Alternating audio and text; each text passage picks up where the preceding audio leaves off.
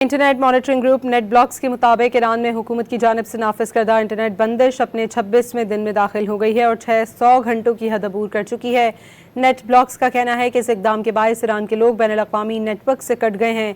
ये सूरत हाल जंग के दौरान मालूमात तक रसाई के उनके हक की खिलाफ वर्जी है।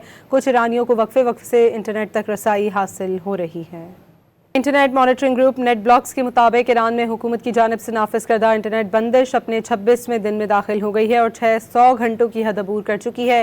नेट ब्लॉक्स का कहना है कि इस इकदाम के बायस ईरान के लोग बैनुल अक़वामी नेटवर्क से कट गए हैं।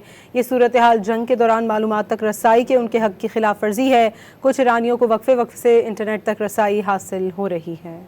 Internet monitoring group net blocks के मुताबिक ईरान में हुकूमत की जानिब से नाफिज करदा इंटरनेट बंदिश अपने 26वें दिन में दाखिल हो गई है और 600 घंटों की हद अबूर कर चुकी है।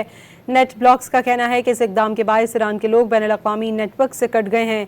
ये सूरत हाल जंग के दौरान मालूमात तक रसाई के उनके हक की खिलाफ वर्जी है। कुछ ईरानियों को वक्फे वक्फे से इंटरनेट तक रसाई हासिल हो रही है।